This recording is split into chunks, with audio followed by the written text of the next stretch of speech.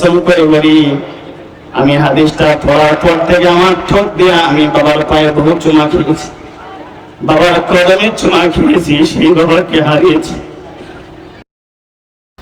আসসালামু আলাইকুম ওয়া রাহমাতুল্লাহি ওয়া বারাকাতুহু।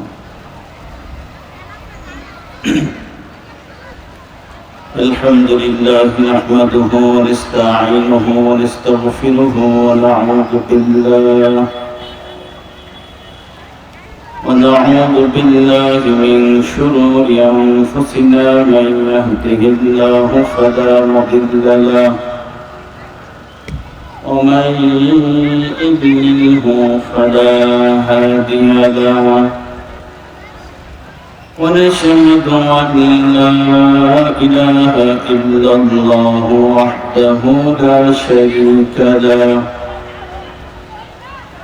الذي أرسله بالحق بشيرا ونذيرا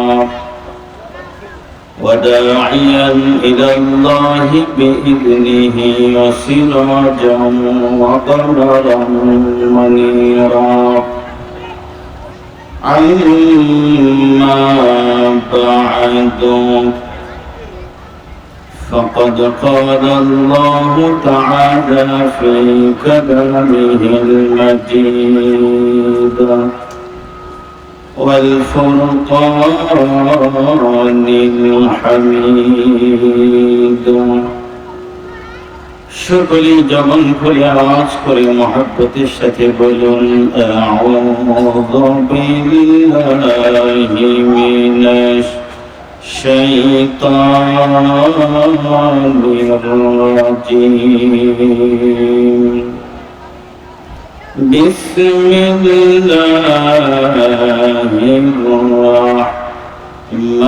الرحمن الرحيم. يا أيها الذين آمنوا اتقوا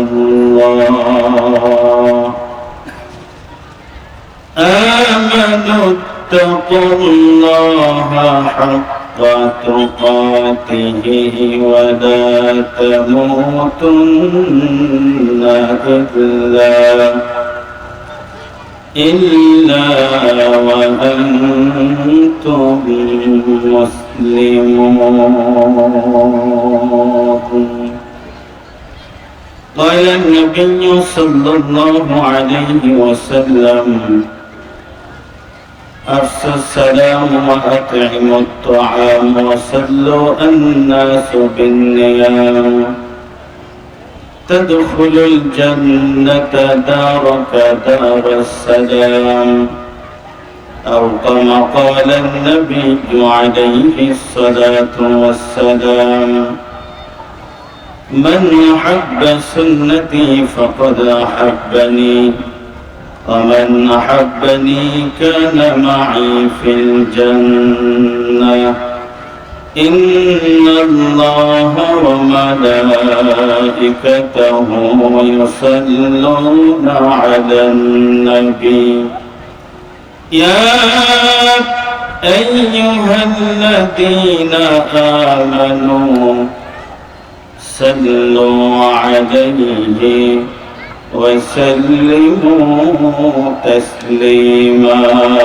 بلغ العلا بكماله. সকলে আওয়াজ করে মহব্বতের সাথে পড়েন, মান সাল্লা আলাইহি ওয়াহিদাতান সাল্লাল্লাহু আলাইহি আশারা। যে ব্যক্তি একবার আল্লাহ রাসূলের উপরে দরুদ পড়বে, আল্লাহ পাক খুশি হয়ে তার উপরে 10টা রহমত নাযিল করবেন। সুবহানাল্লাহ। 10টা মুসিবত থেকে আল্লাহ তাআলা তাকে হেফাজত করবেন, তার গুনাহ থেকে আল্লাহ পাক 10টা গুনাহ মুহূর্তের ভিতর থেকে কেটে দিবেন। সুবহানাল্লাহ। সেই জন্য মহব্বতের সাথে ভক্তি সহকারে পড়েন, বালাগাল উলা বিকামালিহি কাশাফাদ দুজা বিজামালিহি হাসানাত জামিউ খিসালিহি সাল্লু আলাইহি ওয়া আলিহি। মহব্বতে বালাগাল উলা كشف الدجى بجماله حسنت جميع خصاله صلوا عليه وآله محبة لا إله إلا الله لا إله إلا الله لا إله إلا الله لا إله إلا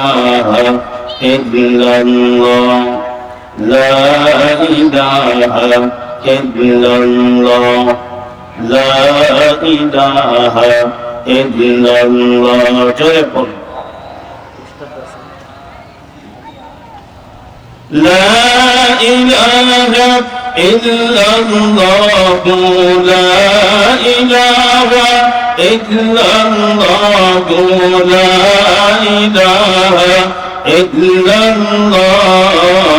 إله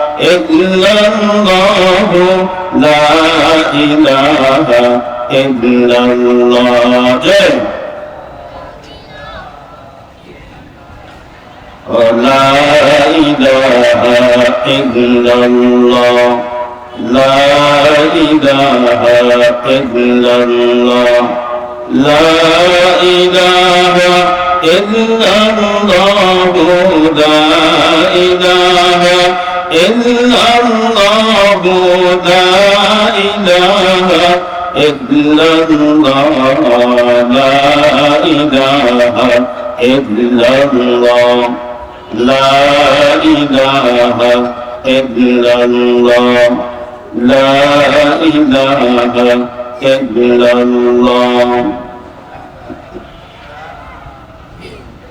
لا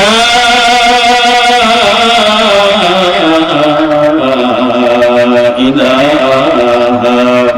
إلا الله محمد رسول الله صلى الله عليه وسلم الحمد لله دار الفتى نورانية حفيظة مدرسة دار الفتى মহিলা কওমি মাদ্রাসার উদ্যোগে আয়োজিত আজকের এই কোরআনুল কারীমের মাহফিলের সম্মানিত সুযোগ্য মুহতারাম মুকাররম মুআজ্জাজ মাননীয় সভাপতি বিশিষ্ট ইসলামী চিন্তাবিদ আধ্যাত্মিক জগতের আহ্বায়ক হাজার হাজার আলেমের উস্তাদ আমাদের মুরব্বী আমাদের শায়েখ ও মুর্শিদ হযরতুল আল্লাহ হযরত মাওলানা আব্দুল আজিজ সাহেব দামাত বারাকাতুহু মাদ্দাজিল্লাহুল আলিয়া আজকের মুফতি মাহফিলের সভাপতিত্বের বরকতে কাল কঠিন বিপর্যস্ত কিয়ামতের ময়দানে আল্লাহ পাক যেন হুজুরকে আরশে আজিমের মেহমান হিসেবে কবুল করেন সকলেই করি আল্লাহুম্মা আমিন।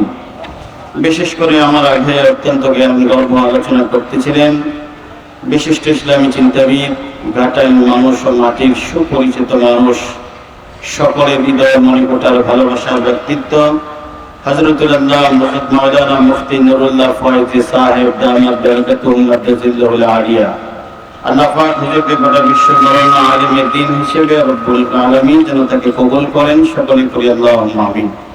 আজকের প্রোগ্রামের বিশেষ বরণ্য অতিথিবৃন্দ সহ আমার সামনে বসা বয়োজ্যেষ্ঠ মুরব্বিয়ান কেরাম সমতুল্য যুবক ভাইরা পর্দানিশি অন্তরালী রবনা সরলা দুয়ার করি মা ও বোনেরা সকলের প্রতি রইল আমার আন্তরিক মুবারক আন্তরিক অভিনন্দন আন্তরিক সালাম। ইসলামের রীতিনীতি অনুযায়ী আমি আবারও সবাইকে সালাম বিনিময় করছি। আসসালামু আলাইকুম ওয়া রাহমাতুল্লাহি ওয়া বারাকাতুহু। আমরা সর্বপ্রথমে সেই মহান আল্লাহ তাআলার দরবারে প্রাণ ভরে শুকরগুজার করছি যে আল্লাহ তাআলা অত্যন্ত দয়া করে মায়া করে ভালোবেসে আমাদের হায়াতকে দীর্ঘায়িত করে আজকের এই মুহূর্ত পর্যন্ত যিনি সুস্থ সবল রেখে দুনিয়া সমস্ত ঝামেলা থেকে মুক্ত করে দিনী নিসবতে কোরআনে পাকের মহব্বতে সাম্প্রতিক কালে জাতির শ্রেষ্ঠ রাহবার হযরত উলামায়ে কেরামের সান্নিধ্যে যে রব্বি করিম দুনিয়ার মায়াজাল বায়াজাল থেকে ছিন্ন করে অসংখ্য অগণিত মানুষের মধ্য থেকে যাচাই করে বাছাই করে মনোনীত করে নির্বাচন করে আসমানের নিচে আর জমিনের উপরে সবচেয়ে দামি একটি মোবারকময় মাজমা, সেই মাজমার ভিতরে বসতে পারলে আল্লাহর সাথে বান্দার একটি সুসম্পর্ক কায়েম হয়ে যায়।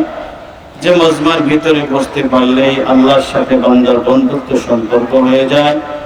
যে প্রোগ্রামের ভিতরে আসতে পারলে বসতে পারলে আল্লাহ পাক বান্দা বান্দির জিন্দেগীর সমস্ত গুনাহ মাফের ফয়সালা করেন। এমন একটি মোবারকময় অনুষ্ঠানে যে রব্বে কারীম আমাদেরকে মনোনয়ন দিয়ে জান্নাতের জন্য কবুল করে নিয়েছেন। আপনারা সকলেই খুশি না বেজার? সকলে আওয়াজ করে বলতে হবে খুশি না বেজার? আমরা খুশি হয়ে থাকলে সকলে সমস্যার একবার কালিমাতে শুকর আদায় করছি। সকলে আওয়াজ করে মহব্বতের সাথে বলি আলহামদুলিল্লাহ। আর একটু মহব্বতে বলা যাবেন আলহামদুলিল্লাহ। রব্বানা লাকাল হামদ হামদান কাসীরান তাইয়িবান মুবারাকান ফীহি। অতঃপর অসংখ্য গণিত দরুদ ও সালাম বর্ষিত হোক পৃথিবীর সর্বকালের সর্বযুগের শ্রেষ্ঠ নবী আমার নবী আত্মার নবী সরকার দু আলম আকাই নামদার তাজদার মদিনা ও সিরাজ মনির ও বশীর ও রাহমাতাল লিল আলামিন।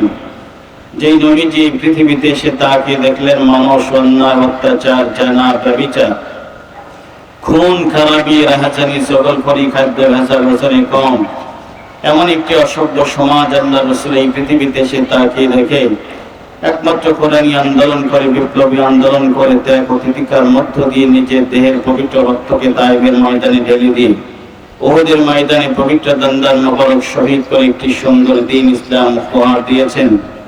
আরম্ভ করছেন সোনার মদিনায় সবুজ গম্বুজের নিচে।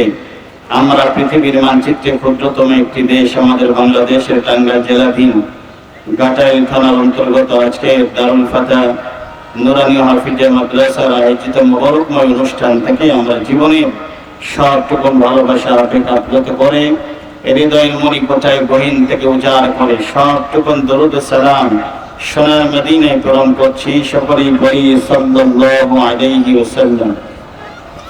সমাজে শুধু আমি কোরআনুল কারীমের অসংখ্য আয়াতে কারীমার মধ্য থেকে ছোট্ট একটা আয়াতে কারীমার কিছু অংশ বিশেষ আপনাদের সামনে তেলাওয়াত করেছি। নবীজির অসংখ্য হাদিসে মোবারক থেকে দুটুকরো হাদিস শরীফ আমি আপনাদের কাছে পাঠ করেছি। আয়াত এবং হাদিসকে সামনে রেখেই অতীব কিছু জরুরি কথা সংক্ষিপ্ত সময়ের মধ্যে মহান মালিকের পক্ষ থেকে যদি শামিল হাল হয়, অল্প সময়ের ভিতরে কিছু জরুরি কথা আপনাদের সামনে বলার ইরাদা রাখি। মহান রব্বে কারীম এমন কিছু কথা বের করে দেন যা বক্তা এবং শ্রোতা উভয়ের জন্য আল্লাহ পাক দুনিয়া এবং আখিরাতের কল্যাণ দিয়ে যেন আল্লাহ পাক আমাদেরকে ভরপুর করে দেয়। সকলেই বলি আল্লাহুম্মা আমিন।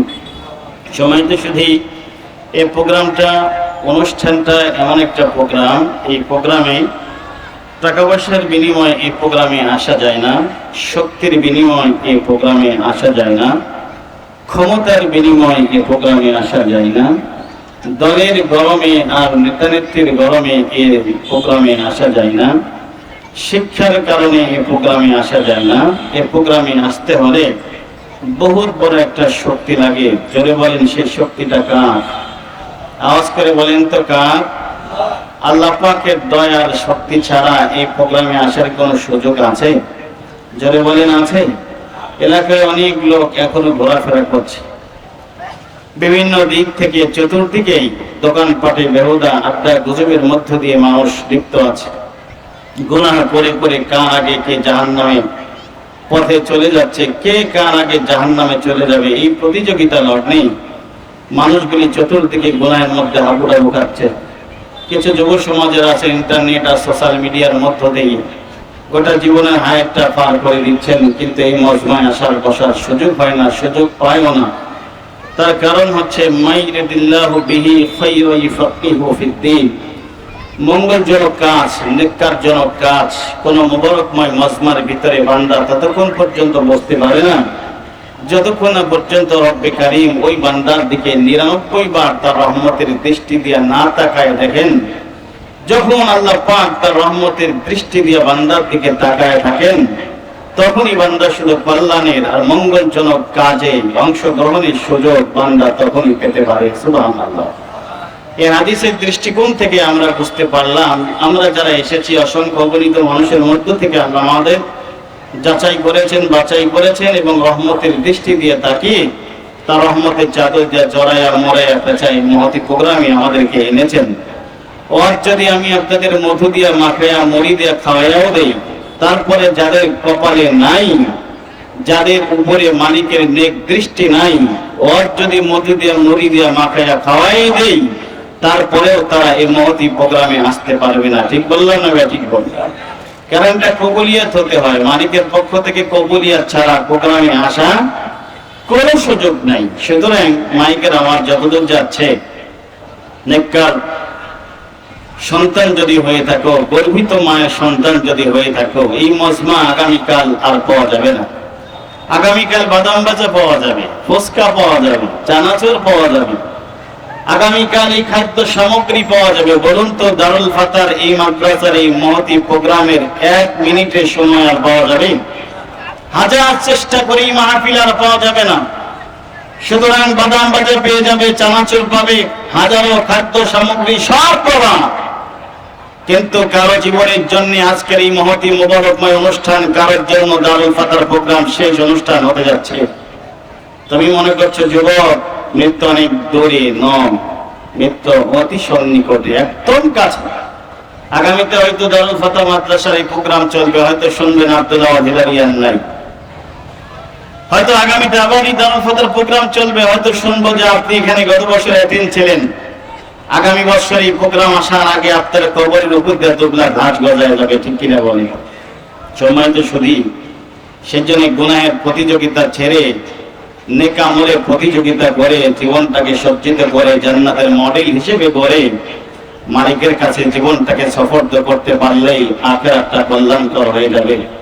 সেজন্য গর্বিত মায়ের সন্তান বলেছি, এই জন্য যদি নেককার, পরহেজগার, দিনদার নিয়ে আবেদা, সালিহা, তাহেরা, জাকেরা, দিনদার নিয়ে মায়ের সন্তানেরা, যেই সমস্ত মা গুলো দিনদার হয়, পরহেজগার হয়, আল্লাহওয়ালা হয়, দিনের খাদেমা হয়, এই সমস্ত মায়েদের পেট থেকে যেই সন্তানেরা পৃথিবীতে জন্মগ্রহণ করে, এই সন্তানেরা জন্মের একটা তাসির তাদের উপরে পড়ে। খাজা মঈনুদ্দিন চিশতি রহমাতুল্লাহ আলাইহি বর্ণনা, তিনি বলেছেন, সন্তান যদি নেককার হয় অবশ্যই খোঁজ খবর নিয়ে দেখবা, ম্যাক্সিমাম নেককার সন্তানদের পিতামাতা নেককারই হয়। সুবহানাল্লাহ বলেন। সেজন্য সময় তো শুধু সন্তান গর্ভে আসার পরে পিতামাতা যদি গুনাহ থেকে নিজের জীবনটাকে হেফাজত করতে পারে, কসম করে বলা যায়, সন্তান পেটে আসার পরে যদি মা পর্দানিশী হয়ে যায়, কোরআন তেলাওয়াত করানোওয়ালা হয়ে যায়, নামাজিওয়ালা হয়ে যায়, দিনদারনি হয়ে যায়, পিতা যদি নামাজিওয়ালা হয়ে যায়, সুদ ঘুষ থেকে মুক্ত হয়ে যায়, জবানটাকে যদি পাক ও পবিত্র হালতে রাখতে পারে, খাজা মঈনুদ্দিন চিশতির বর্ণনা করে তিনি বলেছেন, কসম করে বলি, ওই পেটের থেকে যত সন্তান দুনিয়াতে জন্মগ্রহণ করবে, সব সন্তান আল্লাহর ওলি হয়ে পৃথিবীতে আগমন করবে। একটু আস্তে করে বলুন সুবহানাল্লাহ। আবার কেউ জানি শোনে না, মহিলারা জানি আপনাদের সুবহানাল্লাহ আওয়াজ শোনে না, ঝামেলা। আমি মাঝে মাঝে বলি, দুনিয়া বোঝা সহজ, কিন্তু দুনিয়াটা কামানো অনেক কঠিন। আখিরাত বোঝা কঠিন, কিন্তু আখিরাত কামানো সহজ। সুবহানাল্লাহ। দুনিয়া বোঝা সহজ, কিন্তু দুনিয়াটা কামানো কঠিন। দুনিয়া সবাই বোঝে, দুনিয়া পাগলও বোঝে, দুনিয়া নিষ্পাপ ছোট্ট বাচ্চাও দুনিয়া বোঝে, আপনারাও দুনিয়া অতি সহজে বোঝেন। দুনিয়ার কোটি কোটি টাকা অতি সহজে হিসাব নিকাশ করে যায়, কিন্তু দুনিয়া কামানোটা অনেক কঠিন। দুনিয়া কামানোটা এত সহজ নয়। দুনিয়া কামানো কঠিন, কিন্তু দুনিয়া বোঝা সহজ। ছোট্ট বাচ্চাও দুনিয়া বোঝে, টাকা দিয়ে চকলেট কেনা যায়, খাবার কেনা যায়, পটেটো খাওয়া যায়, পেপসি খাওয়া যায়, সব বোঝে। ছোট্ট একটা বাচ্চা আমাদের কাছে অনেক বাচ্চা নিয়ে আসে তাহানিক করতে, ওদের একটু তাহানিক করে দেন, আপনার মুখের লালা খাওয়াই দেন। আমার ঢাকা মসজিদে, যে মসজিদে আমি জুমা পড়াই, আলহামদুলিল্লাহ, আমি আশুলিয়া কেন্দ্রীয় মসজিদের খতিব, শুধু জুমা পড়াই। আশুলিয়া কেন্দ্রীয় মসজিদে আমি জুমা পড়াই। আমার মসজিদে মোটামুটি মুসল্লি হয় জুমার দিনে 5,500-এর ঊর্ধ্বে। সুবহানাল্লাহ কোন নেই, নাউজুবিল্লাহ নাই, আস্তাগফিরুল্লাহ কইবেন, একটা কিছু কইবেন, চুপ করে বুঝে থাকার কোনো সুযোগ ইসলামে নাই। আল্লাহ মাহুল বয়ান, আল্লাহ পাক আমাদের সুন্দর কণ্ঠ দিয়েছেন, কথা বলার যোগ্যতা তিনি আমাদের দিয়েছেন। এই কথা দিয়ে সত্যকে সত্যই বলতে হয়, মিথ্যাকে মিথ্যাই বলতে হয়, উচ্চ কণ্ঠে বলতে হয়। আল্লাহ মাহুল বয়ান। আল্লাহ পাক বলেন, রব্বাকা ফাকাব্বির, বান্দা যখন আমার রবের নাম নিবা তখন নিম্নগামী হয়ে নিও না, ঊর্ধ্বগামী হয়ে নিও, আস্তে নিও না, ধীরে নিও না, জোরে নেওয়া নবীজির সুন্নাত। সুবহানাল্লাহ। সেজন্য বলতেছিলাম আমাদের ছোট্ট একটা বাচ্চা নিয়ে আসছে তাহানিক করতে, হুজুর তাহানিক করে দেন। তো তাহানিক করার পরে ছোট বাচ্চা তো একটু হাদিয়া দেওয়া সুন্নাত। আমার ঢাকার মসজিদে একটু 500 টাকা বের করে বাচ্চার সামনে ধরছে, পকেটে একটা কলম আছে, এখনো কলমটা আমার পকেটে আছে। তো এক হাত দিয়ে কলম ধরছি, এক হাত দিয়ে টাকা ধরছি। বাবা নেও, দেখি কোনটা নেই। কলমটা খুব চকচকে কলম, এক হাতে 500 টাকার নোট, এক হাতে একটা কলম। এখন বাচ্চা দেখি বারবার লাভ মেরে শুধু 500 টাকার নোটটাই ধরতে চায়। টাকা সরাইয়া আগে কলম দেয়, কিন্তু কলম সরাই দিয়ে টাকা ধরে। ছোট বাচ্চা সে বোঝে যে টাকা নিলে লাভ আছে, এই টাকাও সে বোঝে, টাকার দুনিয়া তাও বোঝে, কলম ধরে না, টাকা ধরে। বাচ্চাদের টেস্ট করে দেখবেন, আপনারাও দেখবেন, টাকা ধরবেন, অন্য কিছু দেখবেন, কাগজ ধরবেন, দেখবেন বাচ্চা আপনার কাগজ ধরে না, বাচ্চা আপনার টাকা ধরে। তার মানে ছোট বাচ্চা আপনার দুনিয়া বোঝে, টাকা বোঝে। একজন পাগল যে, সেও কিছু না বুঝতে পাগল টাকাটা ঠিকই বোঝে। সবাই দুনিয়া বোঝে, কিন্তু দুনিয়া কামানোটা কঠিন। যারা ইনকাম করেন, কষ্টার্জিত ঘাম ফেলে দিয়ে যারা বর্জন করেন, এই কষ্ট করে টাকা ইনকাম করে না, বহু কষ্ট। তাই দুনিয়া বোঝা সহজ, কিন্তু দুনিয়াটা কামাই করা অনেক কঠিন। কিন্তু আখিরাত বোঝা কঠিন, কিন্তু আখিরাত কামানো সহজ। সুবহানাল্লাহ। আখিরাত একটু বোঝা কঠিন, এজন্য বোঝা কঠিন। আখিরাত যদি বোঝা কঠিন না হতো, আল্লাহ পাক সময়ে সময়ে যুগে যুগে 1,24,000 পয়গম্বর আলাইহিস সালাতু ওয়াস সালাম এই জমিনে পাঠানোর কোনো দরকারই ছিল না। আল্লাহ পাক প্রত্যেকটা গোত্রে যুগে যুগে বিভিন্ন সময় 1,24,000 নবী রাসূল এজন্য পাঠিয়েছেন, জাতিদেরকে বোঝাবার জন্য, আখিরাত বোঝাবার জন্য। জাতি আখিরাত বুঝতে চায় না। নবী আলাইহিস সালাম গমের আসে আখিরাত কষ্ট করে করে মানুষের কাছে ধারে ধারে গিয়ে গিয়ে মাথার ঘাম পায়ে ফেলে পরিশ্রম করে আপনাদের কাছে গিয়ে গিয়ে জাতির সামনে গিয়ে গিয়ে নবী আলাইহিস সালাতু ওয়াস সালাম আপনাদের আখিরাত বুঝাইছেন, দিন বুঝাইছেন। আজকে নবী আলাইহিস সালাম দুনিয়ায় নেই, পৃথিবীতে কোনো নবী রাসূল আসবেন না। আল্লাহর রাসূল সরকারে দো আলম নবী, শেষ নবী, আনা ফাতাহুন নাবিয়্যিন লা নাবিয়্যা বা'দা।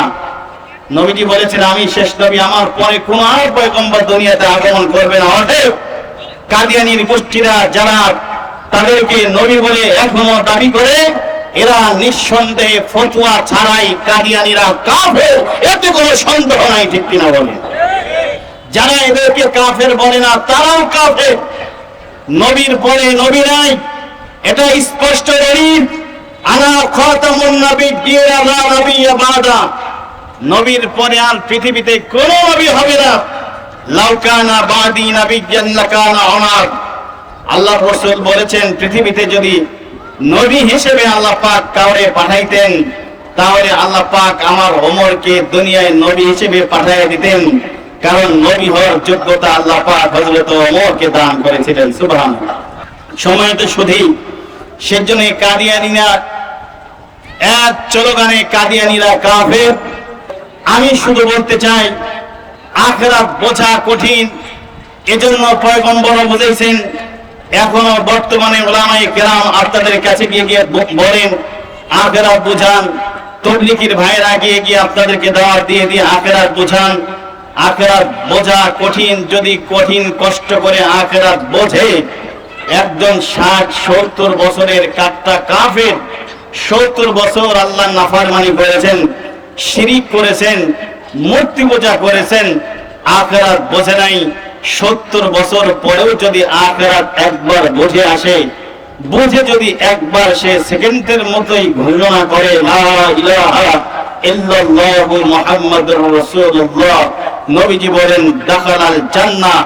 70 বছর শিরক করেছে, মূর্তি পূজা করেছে, 70 বছর পরে সে আখিরাত বোঝে, 1 মিনিট শুধু কালিমা পড়েছে, আল্লাহ পাক তার পিছনের জিন্দেগীর সব গুনাহ মাফ করে দিয়েছে। দাখালাল জান্নাহ, সে সোজা আতো জান্নাতের মেহমান আল্লাহ পাক তাকে বানায় দেবে। সুবহানাল্লাহ বলা যাবে না? সুবহানাল্লাহ ফজিলতটা একটু বলে নেই, 1 মিনিটে বলে নেই। মুফাসসিরিনে কেরাম বলেন, কেউ যদি বুঝে শুনে আখিরাত বুঝে শুনে একবার সুবহানাল্লাহ পড়ে, আল্লাহ পাক ওই ব্যক্তির নামে নামকরণ করে জান্নাতের ভিতরে আল্লাহ পাক একটা জান্নাতের নিয়ামতের বৃক্ষ গাছ আল্লাহ পাক তার নামে লিখে দেয়। এখন যারা একটু বুঝা শুনে যারা পড়লেন, কসম করে বলি তারা জান্নাতের ভিতরে অলরেডি একটা গাছের মালিক হয়ে গেছেন। আবার কষ্ট করে যারা একটু জোরে সোরে বললেন, অলরেডি এখন আপনারা দুইটা জান্নাতের গাছের মালিক হয়ে গেছে। এই যে আখেরাত বুঝছেন না কতটুকুন কামাই হয়ে গেছে, এখন তিনটা জান্নাতের গাছের মালিক হয়ে গেছে। আবার কষ্ট করে যারা বললেন কতটুকুন কামাই হয়েছে, জান্নাতের ভিতরে চারটা গাছ কামাই হয়ে গেছে। আর একটু আখেরাত সহজ করে বোঝায়নি। আল্লাহ রসুলকে সাহাবীরা প্রশ্ন করে, নবীজি সুবহানাল্লাহ বললে আখেরাত বইছে যদি কেউ সুবহানাল্লাহ পড়ে জান্নাতের ভিতরে যে একটা বৃক্ষ গাছ হবে, গাছটা কত বড় হবে? আল্লাহ রসুল বলে, একটি তেজি ঘোড়াকে যদি 500 বছর হায়াত দেওয়া হয় আর ঘোড়াটা যদি দৌড়াতে থাকে, দৌড়াতে দৌড়াতে ওর 500 বছর শেষ হয়ে যাবে, তবু বান্দা আখেরাত বইটা সুবহানাল্লাহ বলে যে জান্নাতের একটা গাছের মালিক হয়েছেন, এই গাছের একটা ডালাও সীমারেখা ঘুরে শেষ করতে পারবে না। এখন আখেরাত বোঝা একটু সহজ করে দিলাম। এই সহজ করে আখেরাত বুঝে শুনে স্বেচ্ছায় সজ্ঞানে যারা সুবহানাল্লাহ পড়েছেন, অলরেডি জান্নাতের ভিতরে 5টা গাছের মালিক হয়ে গেছে। এই দেখেন জান্নাত কামাই হয়ে গেল, 6টা গাছের মালিক হয়ে গেল। এখন একটু কমে গেছে। যারা পড়ছেন তারা 7টা গাছের মালিক হয়ে গেছে। যারা আবার পড়লেন 8টা গাছের মালিক হয়ে গেল। কষ্ট করে আবার যারা পড়লেন চুপচাপ বসে নাকি তারা 9টা গাছের মালিক হয়ে গেছে। আবার যারা কষ্ট করে পড়ছেন জান্নাতের 10টা গাছের মালিক হয়ে গেছে। আমি বলেছি দুনিয়া বোঝা সহজ, দুনিয়া কামানো কঠিন। 10টা গাছ দুনিয়াতে কামানো কত কষ্ট, কত কঠিন, আপনারা কামানো অসম্ভব হয়ে যেত। আখেরাত বোঝা কঠিন, কিন্তু আখেরাত কামানো সহজ।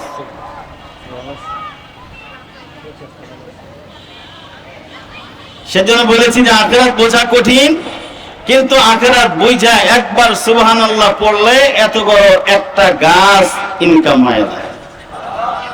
সেজন্য আল্লাহ রাসূল বলে, আখেরাত বোঝার পরে যদি কেউ একবার ঘোষণা করে লা ইলাহা ইল্লাল্লাহ, সবাই পড়েন মুহাম্মাদুর রাসূলুল্লাহ সাল্লাল্লাহু আলাইহি ওয়াসাল্লাম। আল্লাহ রাসূল বলে, একটা বেদিন সে দিন মানে নাই, ইসলাম মানে নাই, 70 বছর আল্লাহর নাফরমানি করেছে, সে আল্লাহর সাথে শিরিক করেছে। এমন কাটটা কাফির যদি 70 বছরে ঘোষণা করে লা ইলাহা ইল্লাল্লাহ, নবীজি বলে দাখালাল জান্নাহ, এই লোকটার আখিরাত এতটুকুন কামাই হয়ে গেছে। লোকটা কালিমা ঘোষণা দেওয়ার পরে যদি মরে যায়, এই লোকটার জন্য আসমানের মালিক জান্নাতের 8 জান্নাতের দরজাটা খুলে দিবে। আল্লাহু আকবার বলেন। সেজন্য দুনিয়া বোঝা কঠিন, কিন্তু কামানো সহজ। কঠিন দুনিয়া বোঝা, সহজ কামানো কঠিন। আখিরাত বোঝা কঠিন, কিন্তু বান্দা ইচ্ছা করলে আখিরাত অল্প সময়ের মধ্যেই কামাই নিতে পারে। সুবহানাল্লাহ। এই যে আপনারা যারা কষ্ট কইরা কিছুক্ষণ সময়ের জন্য এই মাহফিলে বসে আছেন, আখিরাত বুঝে শুনে যারা বসে থাকবেন, আমাদের নুরানি মাদ্রাসার ওস্তাদেরা একটা হাদিস পড়ান বাচ্চাদেরকে, আল মাজলিসু ফিকহিন খায়রুম মিন ইবাদাতি 60 সানা। আল্লাহর রাসূল সরকারে দো আলম নবীজি বলেন, কেউ যদি দ্বীনি মজমায়, হক্কানি উলামায়ে কেরামের দ্বীনের মজমায় কিছুক্ষণ সময় যদি বসে অবস্থান করে, গুনাহমুক্ত অবস্থায় যদি আলেমদের মজমার ভিতরে বসে কিছুদিনই নসিহত শুনে, সে আখিরাত এতটুকু ইনকাম হয়ে যায়। একাধারে কোন ব্যক্তি যদি 60 বছর নফল ইবাদত করে, বেরিয়া অহংকার মুক্ত কবুলিয়াত ইবাদত 60 বছর যদি কেউ করে থাকে, 60 বছর একাধারে বেরিয়া অহংকার মুক্ত কবুলিয়াত 60 বছর নফল ইবাদত করলে যে পরিমাণ সওয়াব হয়ে যেত, কোরআন সুন্নাহ যদি 10 দেন এবং শোনান, আল্লাহর রাসূল বলেন এই কোরআন হাদিসের মজমা যেমন আমি আপনাদের সামনে বয়ান করছি, এই বয়ান যদি কেউ একটা আমল করেন, আবার আপনি যদি কারোর কাছে বলে দেন, তিনি যদি আমল করে, এই আমল কিয়ামত পর্যন্ত বৃদ্ধি হতেই থাকবে। এভাবে কিয়ামত পর্যন্ত যত মানুষ এই আমার আলোচনার মধ্যে দিয়ে আমলের সুযোগ পাবেন, কিয়ামত পর্যন্ত প্রত্যেকটা মানুষের আমলের সওয়াবের একটা হাসানা আল্লাহ পাক তার পিতামাতার আমল নামায় কিয়ামত পর্যন্ত দান করতে থাকবেন। একটু জোরে করে আল্লাহু আকবার বলেন। সেজন্য মুফাসসিরিনে কেরাম বলেন, 4 প্রকারের সন্তানের পিতামাতারা দুনিয়াতে সবচাইতে বেশি ভাগ্যবান পিতামাতা। সেই 4 প্রকারের সন্তানের পিতামাতারা দুনিয়াতে সবচাইতে বড় ভাগ্যবান। মরণের পরে তাদখুলুল জান্নাতা বিসসালাম, মরতে দেরি হবে তো এই সমস্ত পিতামাতার জান্নাতের দরজা খুলে দিতে দেরি হবে না। আল্লাহু আকবার বলেন। কয় প্রকারের সন্তানের পিতামাতা? 4 প্রকারের। এই 4 প্রকারের সন্তানের পিতামাতার মধ্যে যদি আমি আপনি শামিল হয়ে থাকি, তাহলে নসিব ভালো, কপাল ভালো, কপাল ভালো। নবীজি বলেন, তোমার টেনশন নাই, চিন্তার কারণ নাই। মরণের পরে তাদখুলুল জান্নাতা বিসসালাম, সরাসরি মরবি তো আল্লাহর জান্নাতের মেহমান হয়ে যাবি। আল্লাহু আকবার। আমার ভাইরা, 4 প্রকারের সন্তানদের পিতামাতা দুনিয়াতে ভাগ্যবান। শুধু দুনিয়ায় না, তারা পরকালেও সর্বশ্রেষ্ঠ পিতামাতা। আসমানের মালিক তাদেরকে নিজ জিম্মায় রব্বে কারীমের দয়া আর মেহেরবানি দিয়ে আল্লাহ পাক তার দয়ার ইহসান করে করে 4 কিসিমের সন্তানের পিতামাতাকে জান্নাতের ঘোষণা করবেন। 1 নাম্বার মুফাসসিরিনে কেরাম বলেন, যেই পিতামাতার সন্তানেরা 1 নাম্বার দুনিয়াতে শহীদ হয়ে যায়, শহীদের পিতামাতা, যেই ছেলেরা দুনিয়াতে শহীদ হয়েছে ইসলামের জন্য, ইসলামের পক্ষে কথা বলতে গিয়া শহীদ, ইসলামের কাজ করতে গিয়া যারা দুনিয়াতে শহীদ হয়ে যায়, এই শহীদের পিতামাতার কোনো টেনশন নাই, কোনো চিন্তা নাই।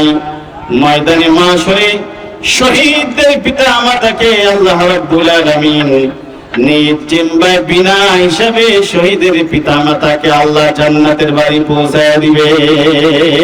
আল্লাহু আকবার বলেন। তাহলে 1 নম্বর হলো, শহীদের পিতামাতা যদি হওয়া যায়, তার চাইতে বড় ভাগ্যবান আর দুনিয়াতে কেউ হতে পারে না। আল্লাহর রাসূলের সাহাবীরা যখন শুনেছেন শহীদদের পিতামাতা হওয়ার জন্য তারা পাগল পারা হয়ে গেছেন, 2 মিনিটে একটা হাদিস মনে পড়ে গেল, বলার কথা না, তারপরে সংক্ষিপ্ত ভাবে শোনাই। আল্লাহর রাসূলের প্রিয় সাহাবী হারেস, ছোট্টবেলায় যিনি শাহাদাত বরণ করেছেন, বালেগ হয় নাই, বয়স হয় নাই, অল্প বয়সেই শহীদ হয়ে গেছে। হারেসের পিতাও ছিলেন শহীদ। আল্লাহর রাসূল যুদ্ধের ময়দানের দামামা ভিজে গেছে, নবীজি সাহাবীদেরকে তৈয়ার করছেন যুদ্ধের ময়দানের জন্য, সাহাবীদের নাম লিখতেছেন। হারেসের বিবি শুনেছে আল্লাহর রাসূল সাহাবীদের নাম তালিকা করতেছেন জিহাদের ময়দানে যাওয়ার জন্য। আল্লাহর রাসূলের সাহাবী তার বিবি হারেস, হারেসের মা, হারেস তখন ছোট্টবেলায় হারেস ঘুমিয়েছেন। হারেসের মা হারেসকে ঘুম থেকে উঠায় দিয়ে বলে, হারেস চলো যাই, জলদি যাই।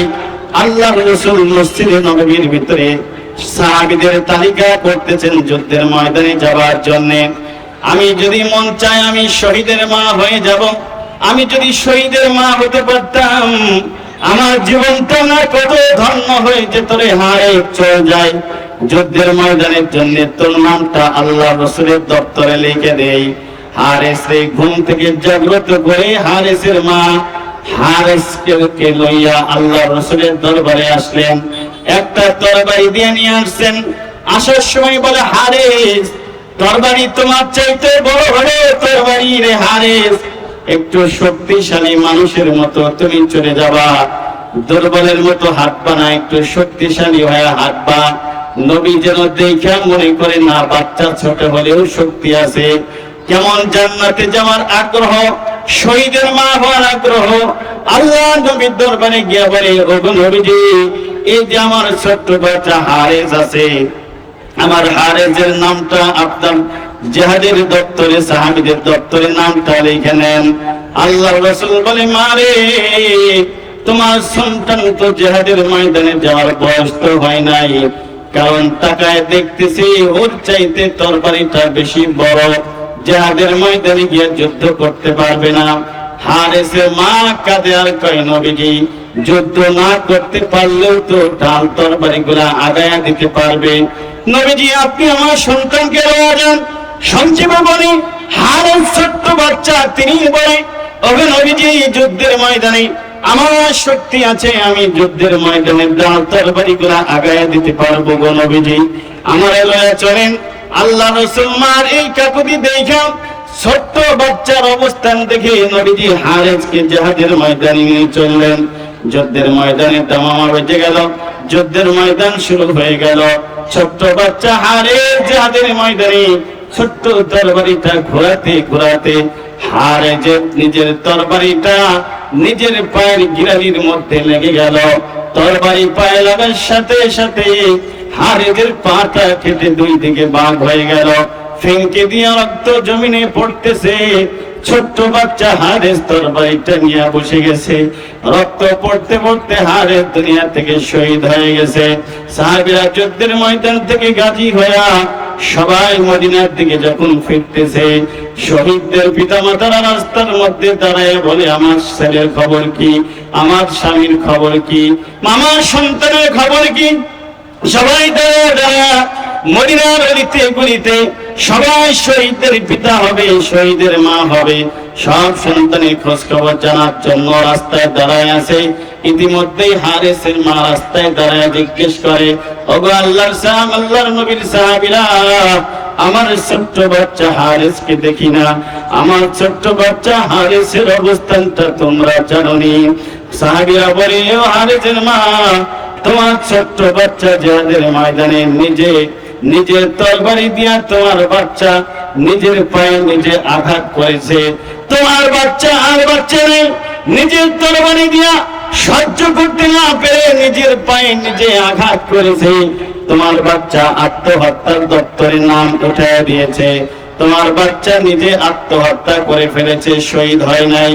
এই সাহাবীর কথা শুনে হারেসের মা কান্নায় ভেঙে পড়েছেন, আমি শহীদের মা হব, ময়দানে মা শরীফ বড় মুখ করে আল্লাহর দরবারে দাঁড়ায় যাব, আমি শহীদের মা হতে পেরেছি। কিন্তু কি বলে, আমার সন্তান নাকি আত্মহত্যা করে ফেলেছেন। আল্লাহ রাসূল মসজিদে নববীতে সাহাবীদেরকে লইয়া নবীজি সাহাবীদের সাথে কথা বলা অবস্থায় হারেসের মা গিয়া বলে, ওগো নবীজি, আমার সন্তান ছোট্ট বাচ্চা হারেস, আল্লাহর রাসূল আমার সন্তানের খবরটা একটু আমারে শোনান। কেউ বলে আমার ছেলে নাকি আত্মহত্যা করে জাহান্নামের দপ্তরে নাম লিখে ফেলছে, আবার কেউ বলে আমার সন্তান নাকি শহীদ হয়ে জান্নাতে চলে গেছে। নবীজি অত শত বুঝি না, আমার হারেসের খবরটা একটু শোনান, ও জাহান্নামে আছে না জান্নাতের ভিতরে আছে, আপনি একটু আমারে শোনান। আল্লাহ নবী চুপচাপ বসে আছে। নবীজির কাছে জিবরাইল আমিন এসে বলে, ওগো নবীজি, হারেস জান্নাতি না জাহান্নামী? যুদ্ধের ময়দানে হারেসের পায়ের রক্তই প্রমাণ করে দেয়। আল্লাহ রাসূল গো, শুধু হারেস জাহান্নামের দপ্তরে থাকবে কেন? যুদ্ধের ময়দানে প্রেরণা লইয়া আপনার মহব্বতে গিয়া কাফিরদের সাথে লড়তে গিয়া নিজের পায়ে নিজের তরবারিটা লাগিয়ে ফেলেছেন। হারেস শুধু জান্নাতের মালিক হয় নাই, হারেসকে আমি আল্লাহ জান্নাতুল ফিরদাউসের মেহমান বানায়া জান্নাত ঘুরে ঘুরে আমি আল্লাহ পাক হারেসকে তার জান্নাত দেখাইতেছি। আল্লাহু আকবার বলেন। আল্লাহ রাসূলকে জিবরাইল আমিন বলে, ওগো নবীজি, যুদ্ধের ময়দানে হারেসের রক্ত একটু শুইকে দেখেন। হারেসের রক্তই প্রমাণ করে দেয় হারেস কোথায় আছে। বিশ্ব নবী জিহাদের ময়দানে রক্ত শুকে দেখে, নাক লাগায় দেখে, হারেসের জিহাদের ময়দানে রক্ত দিয়া জান্নাতের সুঘ্রাণ বের হয়ে গেছে। আল্লাহু আকবার বলেন। আমার ভাইরা, সেই জন্য বিশ্ব নবী বলেছেন, ওই শহীদদের পিতামাতার টেনশন নাই। দুনিয়াতে যারা শহীদের পিতামাতা হবে এরা বিনা হিসাবে আল্লাহর জান্নাতে চলে যাবে। দুই নাম্বার, ওই সন্তানের পিতা মাতা বড়ই ভাগ্যবান পিতা মাতা। ওই সন্তান যারা নাবালেগ হওয়ার আগে যার দুনিয়া থেকে ইন্তেকাল হয়ে গেছে, যাদের জীবনের গুনাহের কোনো ডায়েরি খোলা হয় নাই, যারা নাবালেগ অবস্থায় মারা যায়, নিষ্পাপ শিশু, গুনাহের ডায়েরি খোলা নাই, এমন নিষ্পাপ শিশু সন্তান যদি কারো মারা যায় আর সে যদি ধৈর্য ধারণ করতে পারে, আল্লাহ রাসূল বলে এই নাবালিগ নিষ্পাপ সন্তানের পিতা মাতার এই খোঁজখবরই দিয়ে দাও, ময়দানে মাশরে নিষ্পাপ সন্তান পিতা মাতার হাত ধরে ধরে আসমানের মালিকের দেওয়া জান্নাতের মেহমান হয়ে যাবে। আমার ভাইয়া, তাহলে নাম্বার 2 গেল। 3 নাম্বার, ওই সমস্ত সন্তানের পিতামাতা দুনিয়াতে যারা ভাগ্যবান পিতামাতা হবে, যারা সন্তান দুনিয়াতে পাগল, মস্তিষ্কের ভারসাম্যহীন, যারা পাগল অথবা পঙ্গ হয়ে গেছে, লোলা হয়ে জন্মগ্রহণ করেছে, বিকলাঙ্গ হয়ে জন্মগ্রহণ করেছে, অথবা পাগল হয়ে যারা দুনিয়াতে জন্মগ্রহণ করেছে, আল্লাহ রাসূল বলে সন্তান প্রতিবন্ধী হয়েছে, পিতামাতা রাগ করে নাই। সন্তান বিকলাঙ্গ হয়ে গেছে, পিতামাতা রাগ করে নাই। সন্তান পাগল হয়ে জন্মগ্রহণ করেছে, পিতামাতা নারাজ হয় নাই। আল্লাহর কাছে সন্তুষ্ট চিত্তে আলহামদুলিল্লাহ যারা আদায় করেছে, সরকারে দো আলম নবী বলে প্রত্যেকটা পাগল আর বিকলাঙ্গ প্রতিবন্ধী সন্তানেরা ময়দানে মাশরে আল্লাহর আদালতে দাঁড়ায় বলবে, আল্লাহ, আমি পাগল হয়ে দুনিয়ায় জন্মগ্রহণ করেছি, আমার পিতামাতা আমাকে ফেলে দেয় নাই, ও যত্ন করে নাই। আমি প্রতিবন্ধী হয়ে জন্মগ্রহণ করেছি, আমার পিতামাতা আমাকে ইচ্ছা করলে ফেলে দিতে পারত, আমাকে ইচ্ছা করলে আমার পিতামাতা গলা টিপে মেরে ফেলতে পারত। আল্লাহ, আমি প্রতিবন্ধী হইলাম, আমি পাগল হওয়ার পরে আমার মা আর বাবা অসন্তুষ্ট হয় নাই, তোমার প্রতি সন্তুষ্ট হয়ে আমার সেবা আর যত্ন যেই পিতামাতা করেছে, আল্লাহ রাসূল বলে ময়দানে মাশরে পাগলদের কোনো হিসাব নাই আর প্রতিবন্ধীদের হিসাব নাই। এরা আল্লাহর আদালতে দাঁড়ায় নিজের পিতামাতাকে সুপারিশ করে করে আল্লাহর জান্নাতে নিয়ে যাবে। আল্লাহু আকবার বলে। আমার ভাইয়া, তাহলে 4 প্রকারের পিতামাতারা দুনিয়ায় সবচেয়ে ভাগ্যবান পিতামাতা। 3 নাম্বার হয়ে গেল। আল্লাহর রাসূল সরকারে দো আলম নবী এবার বলে নাম্বার 4 হলো ওই সমস্ত সন্তানের পিতামাতারা দুনিয়ায় সবচেয়ে বড় বেশি ভাগ্যবান পিতামাতা, যাদের সন্তান দুনিয়াতে হাফেজে কোরআন, যারা দুনিয়াতে সন্তানকে আলেম বানিয়েছেন। এই আলেম আর হাফেজের পিতামাতারা দুনিয়াতে আখিরাতে সবচেয়ে ভাগ্যবান। কারণ একজন নেককার দিনদার আলেম সন্তান যদি কেউ তৈরি করতে পারে, আল্লাহর রাসূল বলে ময়দানে মাশরে ওই সন্তান জাহান্নামীওয়ালা পিতামাতাও হয়ে গেলে হাফেজ আলেম সন্তান সুপারিশ করে করে নিজের পিতা মাতাকে বিনা হিসাবে জান্নাতে নেওয়ার অনুমতি আল্লাহ দিয়ে দিবে। আল্লাহু আকবার বলেন। বুজুর্গানে কিরাম বলেন, একজন হাফেজে কোরআন, একজন আলেম, নিঃসন্দেহে 10 জন পিতা মাতা জাহান্নামের টিকিট পেয়ে গেছে। এদের জাহান্নামের টিকিট হাতে ধরায় দেওয়া হয়ে গেছে। এরা জাহান্নামের দপ্তরে নাম লিখে ফেলেছেন। মুফাসসিরিন কিরাম বলেন, এমন 10 জন পিতা মাতাকেও সুপারিশ করে একজন হাফেজে কোরআন আলেম জাহান্নাম থেকে মুক্ত করে ময়দানে মাশরে আল্লাহ জান্নাতের মেহমান বানিয়ে দিতে পারে। তার মধ্যে 1 নাম্বার হইল সন্তানের মা বাবা, 3 নাম্বার দাদা, তারপরে দাদি, নানা নানি, শ্বশুর শাশুড়ি, জাগিরদার জাগিরদিনী। এই যে 10 জন ব্যক্তির নাম বললাম, 1 নাম্বার পিতা, মা, বাবা, দাদা দাদি, নানা নানি, শ্বশুর শাশুড়ি, জাগিরদার জাগিরদিনী। এই যে 10 জন ব্যক্তি যদি জাহান্নামের টিকিট পেয়ে থাকে, এই জাহান্নামওয়ালা 10 জন মানুষকে একজন আলেমে দিন আল্লাহর কাছে সুপারিশ করে বিনা হিসাবে জান্নাতে পৌঁছায় দিবে। আল্লাহু আকবার বলেন। সেজন্য সন্তানদেরকে মাদ্রাসায় দেওয়া দরকার আছে তো, কি বলেন? তবে ওর চাইতে ভাগ্যবান পিতা আর কে আছে বলেন? আমি 2 মাস আগে আগস্টের 1 তারিখে আমার পিতাকে হারিয়ে ফেলেছি। আমি নিজে বাবার লাশ কাঁধে বহন করে কবরস্থানে রয়েছি। আমার বাবার জানাজার ইমামতটা আমি নিজে করেছি। গত মাসের 19 তারিখে আমি আমার চাচাকে হারিয়েছি। এই যে সেপ্টেম্বরের 3 তারিখে আমি আমার ভাইকে হারিয়েছি। অর্থাৎ 1.5 মাসের ভিতরে আমি আমার 3 জন আপনজনকে কবরস্থ করে ফেলেছি। বাবার ইন্তিকালের পর থেকে এখন পর্যন্ত আমি স্বাভাবিক হতে পারি নাই। সবাই স্বাভাবিক হয়ে গেছে, কারণ আমি আমার পিতাকে এখন পর্যন্ত বলতে পারি না। আমার বাবার জন্য প্রতিদিন কত কোরআন তেলাওয়াত করি, তাসবিহ তাহলিল করি, আল্লাহ পাকই ভালো জানে। এমন দিন নাই যে আমার মনে হয় আমার চোখের পানি যদি আমি প্রত্যেক দিন জমা করতাম, আমার বাবার এক বদনা চোখের পানি প্রতিদিন হয়ে যাবে। আমার 2 ভাই আছে, আলেম না, বাবার কথা মনে নাই, বাবা আমারে আলেম বানিয়ে গেছে।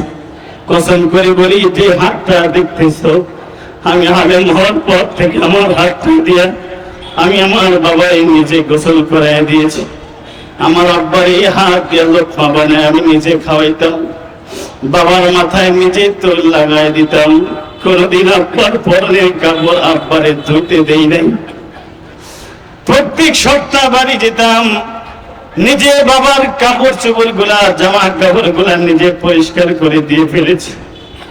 আব্বারে গোসল করায় মাথায় তোল লাগায় আব্বারে বিকেলে বাজারে লয়ে যেতাম। নিজ হাত দিয়া বাবার পাটা কসলায় দিতাম। কারণ ইমাম হাম্বলের কিতাবের ভিতরে পড়েছি, তিনি দেখেছি তার কিতাবের ভিতরে ইমাম হাম্বল রাহমাতুল্লাহ আলাইহি প্রতি রাতের ভিতরে এমন রাত নাই, প্রত্যেক রাতে ইমাম হাম্বল তার কামরায় ঢুকে মার ঘরে আগে যেতেন। মা ঘুমন্ত, মা যদি ঘুমায় যেত, তিনি মার কদমে যায়া নিজের জিহ্বা দিয়া নিজের মায়ের পায়ের তালুতে এখানে চুমা খাইতেন। এই জিহ্বাটা দিয়া মায়ের পায়ের তালুতে চুমা দিতেন, জিহ্বা দিয়া মায়ের তালুতে সরসরি দিতেন। ইমাম হাম্বলের মা বলতো, বাবা আসলি? জি মা আসছি। মা বলছে, আয় আয় বেটা, আয় আয়, আমার বুকে তুই আয়, আমার পায়ের কাছে বসছ কেন? তোর ঠোঁট দিয়ে আমার পায়ে কেন চুমা খাস? ইমাম হাম্বল বলে, মা, আল্লাহর রাসূল বলেছে, আল জান্নাতু তাহতা আকদামিল উম্মাহাত, প্রত্যেকটা সন্তানদের পিতা মাতা হচ্ছে জান্নাতের তালা, জান্নাতের চাবি। সন্তান পিতা মাতার মা পা ছাড়া জান্নাতে যাওয়ার কোনো সুযোগ নাই। প্রত্যেকটা সন্তান তার পিতা মাতা পায়ের নিচ দিয়া জান্নাতে যেতে হবে। জান্নাত তো তোমার কদমের নিচে রাখা হয়েছে। মা, আমি তোমার পায়ের তালুতে চুমা খাই না, আমি আমার জান্নাতের দরজার কিসমতে চুমা খাইতেছি। আল্লাহু আকবার বলেন। মা, আমি তোমার পায়ের তালুতে চুমা খাই না, আমি আমার কিসমতের দরজায় চুমা খাই, আমি আমার জান্নাতের দরজায় চুমা খাই। কারণ আমার হাত ও জান্নাত রিজার্ভ করা আছে তোমার পায়ের নিচে। সুতরাং তোমার পায়ের তালুতে যখন চুমা খাই, আমি ইমাম হাম্বল তখন আল্লাহর হাত ও জান্নাতের জ্ঞান পেতে থাকি। আল্লাহু আকবার বলে। আমার ভাইরা, আমার বাবাজিরা, কয়দিন চুমা খাইছেন নিজের বুকে হাত দিয়া বলার সুযোগ নাই। যদি হাত উঠাইতে বলি সবাই ফেলিডিশন পাস করবেন। কসম করে বলি, আমি হাদিসটা পড়ার পর থেকে আমার ঠোঁট দিয়া আমি বাবার পায়ে বহু চুমা খেয়েছি, বাবার কদমে চুমা খেয়েছি, সেই বাবাকে হারিয়েছি। 2 মাস হলো বাবাকে বলতে পারি না। আল্লাহ রাসূল কেন অনেক সন্তানের কথা বলেছেন। এই যে 5 ওয়াক্ত নামাজ শুধু নয়, প্রতিটা মুহূর্তের ভিতরে আমার পিতা মাতার জন্য দোয়া করতেছি। সেই জন্য আল্লাহ রাসূল বলে, ওই সমস্ত সন্তানদের পিতা মাতা দুনিয়াতে বড় ভাগ্যবান, যে সমস্ত পিতা মাতা সন্তানেরা দুনিয়াতে আলেম হয়েছে, হাফেজে কোরআন হয়েছে। কোরআন শরীফ যত হাফেজে কোরআন যত পড়াবে, হাফেজ বানাবে, ওই হাফেজ যত হাফেজ বানাবে, কিয়ামত পর্যন্ত এভাবে করে কিয়ামত পর্যন্ত যত হাফিজ বিস্তার হতে থাকবে, যত হাফিজে কোরআন হতে থাকবে, যত কোরআন তেলাওয়াত করতে থাকবে, মাইয়াশফা শাফাআতান হাসানা, এই হাফেজে কোরআন আমার যত ছাত্র আছে এই ছাত্র যত ছাত্র বানাবে, ওরা যত ছাত্র বানাবে, ওরা যত ছাত্র বানাবে, কিয়ামত পর্যন্ত যত হাফেজে কোরআন এভাবে হতে থাকবে। আল্লামা আব্দুল আজিজ সাহেব আল্লাহ ওলি জিন্দা এইখানে বসে আছে, হাজার হাজার আলেমের ওস্তাদ যত ছাত্র এই পৃথিবীতে বিচরণ করবে, যত হাফেজে কোরআন হবে, যত আলেম হবে, প্রত্যেকটা সন্তানের তেলাওয়াতের যত সওয়াব হয়ে যাবে, মাইয়াশফা শাফাআতান হাসানা, কিয়ামত পর্যন্ত প্রত্যেকটা সন্তানের একটা হাসানা আল্লাহ পাক হাফেজে কোরআনের পিতামাতার কবরে জান্নাতের নূর বানায়া আল্লাহ কিয়ামত পর্যন্ত পৌঁছায় দিবে। আল্লাহু আকবার বলেন। আমার ভাইরা, আমার বাবাজিরা, সেই জন্য 4 নম্বর বলতেছিলাম, 4 কিসিমের সন্তানের পিতামাতারা যত বড় ভাগ্যবান, দুনিয়াতে এত বড় ভাগ্যবান হওয়ার কোনো সুযোগ নাই। 1 নম্বর শহীদের পিতামাতা হওয়ার কোনো সুযোগ কমই আছে। 2 নম্বর অপ্রাপ্ত বয়সের শিশু পিতা মাতা হওয়ার কমই আছে। সেই জন্য অনেক বুজুর্গরা আল্লাহর কাছে দোয়া করেছে, আল্লাহ আমার ছোট্টবেলায় নাবালিগ একটা শিশু আপনি যদি লয়া যেতেন, তাহলে আমি তো নাবালিগ শিশুর কারণে জান্নাতের মেহমান হয়ে যেতে পারতাম। আল্লাহ আমার একটা সন্তান লয়া যানগা। আগে তো উলামায়ে কেরাম সহ মুরব্বিদের অনেক সন্তান হয়েছে, এখন তো খালি ইঞ্জেকশনাল পুশ করে করে সিজার করে করে ঝিং কেটে কেটে বাচ্চা আনে দুনিয়ার ভিতরে। একটা চেয়ে দুইটা বেশি, দুইটার চেয়ে বেশি বাচ্চা হওয়ার কোনো সুযোগ নাই, কি আর মরবে। আমার ভাইরা, আমার একজন মুসল্লির বিবি আছে, এমন দিন নাই আমি অনেকদিন বলেছি আপনি আমাদের একটু ফোন দেয়া বিরক্ত করেন না, আমি অনেক ব্যস্ত থাকি। খালি ফোন দেয় আর আমার স্বামী এসে বলে, হুজুর বারবার খালি ডাক্তার দেখায়, 2 মাস 3 মাস পর পর খালি ডাক্তার আর ডাক্তার, প্রতিনিয়ত ডাক্তার, পেটে বাচ্চা 4 মাসের বাচ্চা, খালি ডাক্তার দেখায়। আমি বলি যতবার ডাক্তার চেক আপ করেন আর ডাক্তার নাম জপেন, এতবার যদি আমার মওলারে ডাকতেন, আল্লাহরে ডাকতেন, আপনার বিবির সিজার করা লাগতো না। যতবার ডাক্তার দেখান, এতবার মালিকের সাথে যোগাযোগ করলে আসমানের মালিক নিরাপদ অবস্থায় আপনার সন্তানের ডেলিভারি করায় দিত। ঠিক কি বলেন আমার ভাইরা, আমার বাবাজিরা? সেই জন্য ওলামায়ে কেরাম বুজুর্গের দিন জানা আছেন, বলছিলাম নিষ্পাপ একটা শিশু লইয়া যানগা। তারপরে বলছিলাম 3 প্রতিবন্ধী পাগল সন্তানের পিতামাতা হওয়ার কোনো সুযোগ নাই। 4 নম্বর তো আছে হাফেজে কোরআন বানাইতে পারবেন। একটা হাফেজে কোরআনের বাবা হন, অথবা দাদা হন, অথবা নানা হন, অথবা একজন মেয়ে হাফেজা মেয়ের মা হন, অথবা একটা হাফেজা মেয়ের বাবা হয়ে যান। আপনার ইন্তিকালের মুহূর্তের সময় আপনার হাফেজা মেয়ে যদি ছেলে নাই তো কি হয়েছে? আমি 3 মেয়ের বাবা হয়েছি, আমার 3টা মেয়েকে মাদ্রাসায় দিয়ে দিব আলহামদুলিল্লাহ। 2টা মাদ্রাসায় আমার মেয়ে অলরেডি পড়ে আলহামদুলিল্লাহ। আমার মেয়ে তো আল্লাহ, আমার 3টাই মেয়ে হাফেজা হবে, আলেমা হবে, কিচ্ছু চাই না। আমার ইন্তিকালের সময় আমার মেয়েরা আমার পাশে বসে বসে কোরআন তেলাওয়াত করবে, আল্লাহ সূরা ইয়াসিন পড়বে। আমার ইন্তিকালের পরে জায়নামাজের মুসাল্লায় বসে বসে আমার মেয়েরা যখন আল্লাহর আদালতে দোয়া করতে থাকবে, আল্লাহর রাসূল বলে সন্তানের চোখের পানি গাল বেয়ে বেয়ে পড়ার আগে আসমানের মালিক প্রত্যেক পিতামাতার কবরটা, আসমানের মালিক জাহান্নামের আগুন হটায়া জান্নাতের আলো দিয়া ভরপুর করে দেয়। আল্লাহু আকবার বলেন। যেদিন আমার ভাইরা মাদ্রাসায় ম্যাক্সিমাম শিক্ষিত মানুষের ছেলে মেয়েরা মাদ্রাসায় দিতে চায় না। আমার একজন বন্ধু আছে আপনাদের এই ক্যান্টনমেন্টের মেজর, তিনি গত 2 দিন আগেও তিনি আমার কাছে তার ছেলেকে নিয়ে দোয়া নিয়ে আসছে, হুজুর এই যে আমার ছেলেটা আনছি দোয়া দিয়ে দেন। ও ঘাটালে এক মাদ্রাসায় পড়ে, ব্রাহ্মণ শাসনের দিকে এক মাদ্রাসায় তিনি দিয়েছেন, শ্বশুরালয়ে তিনি দিয়েছেন।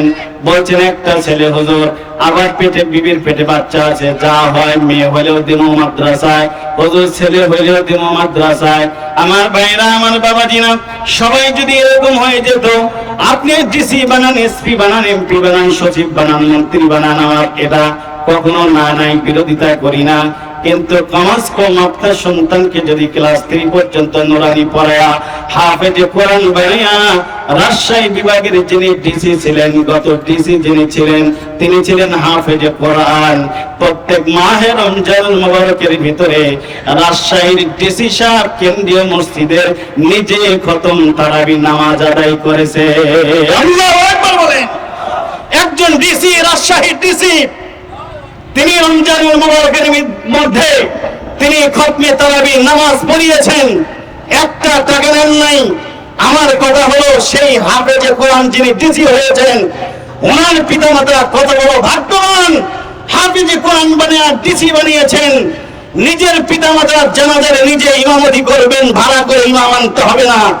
আপনাদের ছেলে মেয়েদেরকেও যদি ডিসি বানান, এসপি বানান, মন্ত্রী বানান, সচিব বানান, ওসি বানান, যা বানান বানান, অসুবিধা নাই। একজন সন্তানকে প্রথমে হাফেজে কোরআন বানাইলে আপনার জানাজার কাতারে ভাড়া করে ইমাম আনতে হবে না, আপনার নিজের সন্তান নিজের জানাজার ইমামতি করতে পারবে। ঠিক কিনা বলে আমার ভাইরা?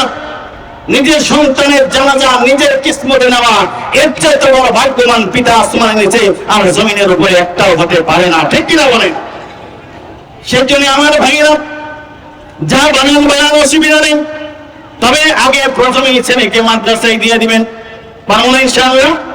ছেলে নাই তো না পিয়াসি মাদ্রাসায় দিয়ে দেন, যা আছে মাদ্রাসায় দিয়ে দেন। প্রাথমিক শিক্ষা হবে আমাদের মাদ্রাসা, তারপরে যা হবে হবে। এই যে আজকে মাদ্রাসায় গেলাম, আমার মেয়েকে আনতে গিয়ে দেখেছি কলিজাটা ধন্য হয়ে গেছে। যতগুলো মেয়ে দেখেছি সব কালো ড্রেস, বোরকা পরা, এত সুন্দর বোরকা পরে পরে তারা হিজাব পরে পরে বের হচ্ছে। কসম করে বলি তার ভিতরে আমার মেয়েটাও আছে। দেখে কলিজাটা ঠান্ডা হয়ে গেছে। মেয়েটার বুকের সাথে জড়ায় ধরলাম, মনে মনে ভাবলাম আমার জীবনটা সার্থক। আমার এই ছোট্ট মেয়ে অন্য রাস্তায় বের হয় না, সে এখনো পর্যন্ত ওড়না নেওয়ার বয়স হয় নাই, কিন্তু বলে আব্বা ওড়না আমার ঘরে নিতে হবে, ফেরেশতাও তো ঘরে থাকে, লজ্জা করে না। এই যে ছোট্ট মেয়ের দিলের ভিতরে এমন তামান্না, বাইরে এই দিনদার পরহেজগারী একজন মেয়ে যদি আপনার হয়, এমন যদি একটা মেয়ে বানাইতে পারেন, খোদার কসম করে বলি খাজা মঈনুদ্দিন চিশতির মতো সন্তান আপনার মেয়ের পেট থেকে জন্মগ্রহণ করা আজ সম্ভব আছে। ঠিক কিনা বলেন? আল্লাহু আকবার বলেন। আমার ভাইয়েরা, খাজা মঈনুদ্দিন চিশতি এমনি এমনি হয় নাই। খাজা ওসমান হারুনির সান্নিধ্যে 20 বছর থাকছেন। ওনার মা সন্তানকে লইয়া খাজা ওসমান হারুনির সান্নিধ্যে সফর করে বলেছেন, এই যে আব্দুল আজিজ সাহেব হুজুর আছেন, আমার ছেলেকে আপনার রাহে পৌঁছায় দিয়ে গেলাম, আপনি যা ইচ্ছা তাই করবেন, মারবেন, ধরবেন, খাবেন, কোনো অসুবিধা নাই। এখন তো ছেলেদের মারার সুযোগ নাই, ধমক দেওয়ার সুযোগ নাই, শুধু অভিযোগ আর অভিযোগ আসে। কিন্তু খাজা ওসমান হারুনির সান্নিধ্যে খাজা মঈনুদ্দিন চিশতিকে 20 বছর দিয়েছেন, ওস্তাদ বলেছেন 20 বছরের ভিতরে এই সন্তানকে মাথা উঁচু করে কোনোদিন কথা বলতে দেখি নাই। তো এমন একজন সন্তান, আদর্শ সন্তান পেয়ে খাজা ওসমান হারুনি ধন্য হয়ে গেছে। তার সব ছাত্রদের টেস্ট করার জন্য একদিন রাত্রিবেলা ইশারের নামাজের পরে যাই নামাজে দাঁড়াইয়া পূর্ব দিকে ঘুরে সবাই বলছেন, আমার মুরিদান ছাত্র যারা আছো শোনো, তোমাদের একটা কথা বলি, যা বলবো এই কথা আর বাইরে কখনো প্রকাশ করে দিবা না, যারা আছো তারাই শুনবা, এটা আর কাউরে বলবো না, সাবধান করে দিলাম, বলবো না কাউরে। সবাই বলে হুজুর কাউরেই বলা যাবে না, না বললে কি হবে? খাজা ওসমান হারুনি বলে, শোনো আমার কথা স্পষ্ট ক্লিয়ার, এই কথা যেই কথা এখন তোমাদের বলতেছি, এইটা যদি তোমরা ছাড়া দ্বিতীয় আর কেউ জানে, যিনি বলবা তিনি জাহান্নামে চলে যাবা, তিনি কিন্তু জাহান্নামে যাইবা, তোমার জান্নাতের দপ্তর থেকে নাম কাটা যাবে। শোনো কথাটা বলি, আমি রাত্রিবেলা স্বপ্ন দেখেছি, এই যে আগামীকাল সকালবেলা ফজরের নামাজ যে ব্যক্তি, আমি খাজা ওসমান হারুনির পিছনে যারা ফজরের নামাজ জামাতের সাথে আদায় করতে পারবে, আমি স্বপ্ন দেখেছি আগামীকাল সকালের ফজরের নামাজ যারা আমার পিছনে আদায় করতে পারবে, ওদেরকে আল্লাহ পাক বিনা হিসাবে জান্নাতে পৌঁছায় দিবে। আল্লাহু আকবার। সবাই শুনছেন? জি শুনছি। মার একদিন কলারটা ঝাঁকুনি দেয়া বলে, মা আমার এই চিনছনি? মা কয়, আমি তোমার চিনবো না, কে চিনবে? কয়, মা আমি যখন রাস্তায় চলি মানুষেরা এসে আমার হাত ধরে কালিমা পড়ে মুসলমান হয়, আবার মুনাফিকরা এসে আমার কাছে তওবা করে বা জীবনটা শুধরায় নেয়। খাজা মঈনুদ্দিন চিশতি কয়, এটা তোমার কেরামতি না, এটা আমি মায়ের পেটের কেরামতি, এটা তোমার কেরামতি না।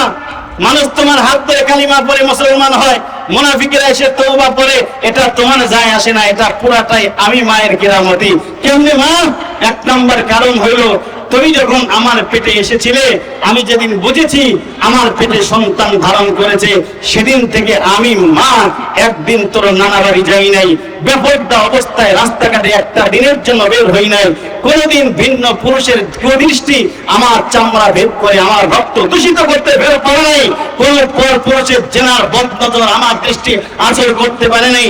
সুতরাং সমস্ত পুরুষের জেনার কুদৃষ্টি থেকে আমি আমার রক্ত বিলাটকে হেফাজত করেছিলাম, আমার পেটটাকে নিয়ন্ত্রণ করেছিলাম, যার কারণে আমার পেট পবিত্র রক্তের পেটের ভিতরে পবিত্র সন্তান আল্লাহ পাক আমাকে দান করেছেন। আল্লাহু আকবার বলেন। একটা দিন যাই নাই, দিনের কারণে বর্তমান দিন যত গড়াচ্ছে, নারীরা অর্ধ উলঙ্গ হয়ে রাস্তায় চলতেছে, দিন যত এগোচ্ছে আমাদের মা বোনেরা তত পর্দা থেকে দূরে সরে যাচ্ছে। একটাই কারণ, সেই দিন আমাদের ভিতরে না থাকার কারণে, বরদিনী ঢুকবার কারণে, মাদ্রাসার সহবতে ঢুকবার না কারণে, ওলামায়ে কেরামের সহবতে ঢুকি না, বসি না, দিনী ওয়াজমাই বুঝি না, পর্দা সর্দা বুঝি না, হালাল হারাম বুঝি না, যার কারণে আমাদের মা বোনেরাও ছেলে মেয়েগুলাও দিন থেকে জুদা হয়ে যাচ্ছে।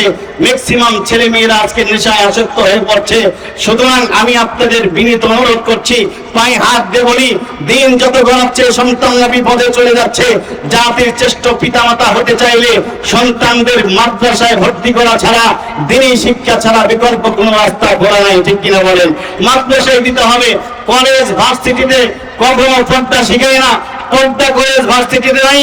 যত বড় বিশ্ববিদ্যালয় বলেন আর যত বড় ভার্সিটি বলেন না কেন, কোন ভার্সিটিতে যেই মেয়েরা ভার্সিটিতে লেখাপড়া করে, যেই মেয়েরা যত বিশ্ববিদ্যালয়ে লেখাপড়া করে, ওই মেয়েদের পর্দার পোশাকটা তত ছোট হয়ে যায়, ওই মেয়েরা তত বেশি উলঙ্গ হয়ে যায়। ম্যাক্সিমাম ভার্সিটির মেয়েরা, ম্যাক্সিমাম মেয়েরা উলঙ্গ বেপর্দা হয়ে যায়। কসম করে বলি, যেই যত বড় শিক্ষা বিদ্যালয় ভার্সিটি, ওই ভার্সিটি লেখাপড়া করে আপনার মেয়ে দিনদারি হতে পারে নাই, পরহেজগারি হতে পারে নাই, আল্লাহওয়ালা হতে পারে নাই। সুতরাং এই শিক্ষাই জাতির মেরুদণ্ড হতে পারে না, ওই শিক্ষাই হচ্ছে জাতির ধ্বংসের মূল কারণ। জাতিকে শিক্ষার মেরুদণ্ড দিতে চাইলে, জাতিকে ধ্বংসের হাত থেকে রক্ষা করতে চাইলে, কোরআন সুন্নাহর শিক্ষা সিলেবাস ছাড়া বিকল্প কোনো পথ বাংলার জমিনে আর খোলা নাই, ঠিক কিনা বলেন? সম্মানিত সুধী, আমার শেষ নাম্বার কথা হচ্ছে, খাজা মঈনুদ্দিন চিশতির 2 মিনিটে শেষ। আমার ওস্তাদ এসে গেছেন, মুহতারাম হুজুর চলে আসবেন 2 মিনিটের মধ্যে ইনশাআল্লাহ আমি শেষ করে দিচ্ছি। 2 নাম্বার কথা হলো, খাজা মঈনুদ্দিন চিশতির মা ছিলেন আলেমদের পরিবক্তা। আলেমদেরকে খুব মহব্বত করতেন, খুব তাজিম করতেন, আলেমদেরকে খুব ভালোবাসতেন। ছোট্টবেলায় তার সন্তানকে বলেছেন, মঈনুদ্দিন তোমার মাদ্রাসার ওস্তাদদেরকে মেহমানদারি করাবো, বাসায় নিয়ে আসো। খুব আলেমদেরকে শ্রদ্ধা করতেন, খুবই ভালোবাসতেন, নিয়ে আসো। সব ওস্তাদদেরকে নিয়ে আসছেন, খাজা মঈনুদ্দিন চিশতি বাসায় আনছেন। ওস্তাদেরা সবাই একসাথে খেতে বসেছেন। খাজা মঈনুদ্দিন চিশতির মা খাবার পর্দার আড়াল থেকে পরিবেশন করেছেন। ওস্তাদেরা খেতে বসে প্রথম ওস্তাদ যিনি খাবারের এক লোকমা মুখে উঠাইছেন, মুখে উঠানোর পরে বলে, মঈনুদ্দিন রে 1 জগ পানি নিয়ে আয়। খাজা মঈনুদ্দিন দৌড়ে 1 জগ পানি এনে দিয়েছেন। ওস্তাদ সাথে সাথে পুরা পানিটা তরকারির পাতিলের মধ্যে সব ঢেলে দিয়েছে, সব নষ্ট হয়ে গেছে। পুরা তরকারি ঢেলে দিয়েছে, নষ্ট হয়ে গেছে। খাজা ওসমান মঈনুদ্দিন চিশতি কান্দে আর বলে, ওস্তাদ জি, আমার মার রান্না করা কষ্টার্জিত, মা রান্না করেছে কষ্ট করে করে। ওস্তাদ আমার তরকারির মধ্যে পানি ঢেলে দিলেন। তিনি মার কাছে গিয়া বলে, মা কি রান্না করেছেন, হয়তো বা ঝাল বেশি হয়েছে। আমার ওস্তাদ তরকারির ভিতরে পানি ঢেলে দিয়ে সব নষ্ট করে ফেলেছে, কি রান্না করেছেন মা? এবার মা ডেকে বলে, বাবা শোন, কসম করে বলি আল্লাহ, আমার খাবার নিশ্চয়ই সুস্বাদ হয়েছে, অসুবিধা নাই। তবে ওস্তাদ দিয়া বলে, কোনো না কোনো কারণ আছে। এবার খাজা মঈনুদ্দিন চিশতি দৌড়ায় গিয়ে ওস্তাদ কেন পানি ঢেলে দিয়েছেন? মা বলে খাবার খুব স্বাদ হয়েছে, পানি কেন ঢেলে দিয়েছেন? ওস্তাদ এবার খাজা মঈনুদ্দিনকে বুকের সাথে জড়ায় বলে, বাবা আয়, তরকারির মধ্যে কেন পানি ঢেলে দিয়েছি জানো না? এই তরকারির মধ্যে পানি ঢেলে দিয়েছি একটা কারণে। যখন আমি প্রথম লোকমা খাবার মুখে উঠে দিলাম, আমার জিহ্বায় এত মজা লাগছে, এত সুস্বাদু লাগছে, জীবনে জিন্দেগিতে এত মজাদার তরকারি কোনোদিন আমি আমার কিসমতে খাই নাই। বাবারে আমি যখন মসজিদের কিনারে বসে বসে আমার মালিকের জিকির করি, যত মজা জিহ্বায় লাগে, মালিকের নামের মজা যত লাগে তার চাইতেও বেশি মজা তরকারির মধ্যে পাওয়া যায়। আমি তাই তরকারির মধ্যে পানি ঢেলে দিয়া তরকারিটা নষ্ট করে দিলাম, যাতে করে আমার মালিকের নামের জিকিরের মজা আমার জিহ্বায় বেশি লাগে। আল্লাহু আকবার বলেন। খাজা মঈনুদ্দিন চিশতি এবার, মা এত স্বাদ হয়েছে, এত সুস্বাদু হয়েছে যে মালিকের নামে জিকিরের যত মজা লাগে তার চাইতে বেশি মজা নাকি আপনার তরকারির মধ্যে পাওয়া যায়? খাজা মঈনুদ্দিন চিশতির মা কয়, লাগবে না কেন? আমি যখন আল্লাহর ওলি আলেমদেরকে দাওয়াত করেছি, এই তরকারি রান্না করার সময় আমি সূরা ইয়াসিন আমি আগে পবিত্রতা অর্জন করেছি, ওযু করে খাবারটা রান্না শুরু করেছি, আর খাবার রান্না শুরু থেকে শেষ পর্যন্ত সূরা ইয়াসিন 21 বার খতম করে করে এই খাবারটা রান্না করেছি। যেই খাবারের মধ্যে ওযু অবস্থায় সূরা ইয়াসিন 21 বার খতম করে করে রান্না করে যেই খাবার রান্না করেছি, এই খাবারের খাবার থাকে না, এটা নূর হয়ে গেছে। এই খাবার যত মানুষ খাবে ততগুলো মানুষ আল্লাহর ওলি হয়ে যাবে। শেষ কথা হলো, আমাদের মা বোনেরা যদি আজ ওই দিন শিখতো, দিনদারি হতো, ওযুর হালতে সূরা ইয়াসিন আর জিকিরের অবস্থায় যদি খাবার রান্না করে করে আজ যদি স্বামী সন্তানদেরকে খাওয়াইতো, আপনার ঘরটা সুন্দর হয়ে যেত, ছেলে মেয়েগুলা দিনদার হয়ে যেত, বেনামাজি স্বামী নামাজিওয়ালা হয়ে যেত, মদখোর স্বামী নামাজিওয়ালা হয়ে যেত। কিন্তু তা তো নয়। ম্যাক্সিমাম ঘরের মধ্যে ডিসেল লাইন আর টিভির পর্দা ঝুলিয়ে রাখছেন, ছোট্ট শিশু বাচ্চাকে খাবার খাওয়াচ্ছেন, গ্যাসের চুলার মধ্যে খাবার রান্না করতেছেন, স্টার জলসা জি বাংলা বিভিন্ন ধরনের নাটক সিনেমা চলছে, বাচ্চাদেরকে সিনেমা দেখা দেখা আপনি খাবার খাওয়াইতেছেন। যেই সিনেমা ঘুরে ঘুরে খাবারের মধ্যে ঘুরে ঘুরে দিয়া বাচ্চাকে খাওয়াই দিলেন, ওই বাচ্চাই তো খাজা মঈনুদ্দিন চিশতি হবে, ওই বাচ্চাই তো আল্লামা আব্দুল আজিজ সাহেব হবে, ওই বাচ্চা তো শাহেখ আব্দুর রহমান সাহেব হবে না। কসম করে বলি, যে টিভি আর সিনেমার পর্দা মোবাইলের কার্টুন দেখে দেখে বাচ্চাদেরকে খাবার খাওয়াইলে ওই বাচ্চা আল্লামা আব্দুল আজিজ হবে না, ওই বাচ্চা আল্লামা শাহ আহমদ হবে না, ওই বাচ্চা হুসাইন আহমেদ মাদানী হবে না, ওই বাচ্চা হবে একজন ডিপজল হবে, ওই বাচ্চা হবে একজন টেন্ডারবাজ, সাদাবাজ, একজন সন্ত্রাস ছাড়া কিছু হতে পারে না। ঠিক কিনা বলেন? সম্মানিত শরী, জাতিকে তাই সুন্দর করতে চাইলে কোরআন সুন্নতি শিক্ষার ছেলে বা ছাড়া কোনো পথ এই জাতির সামনে খোলা নেই। তাই আসুন দারুল ফাতা মাদ্রাসায় মেয়েদেরকে মাদ্রাসায় ভর্তি করে দেন। যত মাদ্রাসা আছে আলহামদুলিল্লাহ, ঘাটালে কোনো মাদ্রাসার অভাব নেই, সারা বাংলাদেশে মাদ্রাসার অভাব নাই, সারা বাংলাদেশে প্রত্যেকটা গ্রামে এই মাদ্রাসা আছে। মেয়েগুলারে দিনদারি বানিয়ে দেন, মহিলা মাদ্রাসায় ঢুকিয়ে দেন, ছেলেগুলারে হাফেজে কোরআন বানান, আলিমে দ্বীন বানান। এই আশাবাদ ব্যক্ত রেখে আমি আজকের আলোচনা শেষ করছি। আমি মনে একটু খুব বেশি কষ্ট দিয়ে ফেলেছি আপনাদের, তাই না? রাগ করছেন? আলহামদুলিল্লাহ, আমার জন্য দোয়া করবেন। আমি একটু অসুস্থ আছি, তারপরে মুক্তাসার কিছু কথা বলেছি, আপনারা আমার জন্য দোয়া করেন। আল্লাহ পাক যেন আমাকে সুস্থতা করে দেয়। আমার পিতার জন্য দোয়া চাই, যত মুসলমান খবরে আছে সকলের জন্য দোয়া চাই। আল্লাহ পাক আমাদের দুনিয়া এবং আখিরাতের কল্যাণের জন্য ভরপুর দান করে দেন। ওয়া আখিরু দাওয়ানা আলহামদুলিল্লাহি রাব্বিল আলামিন।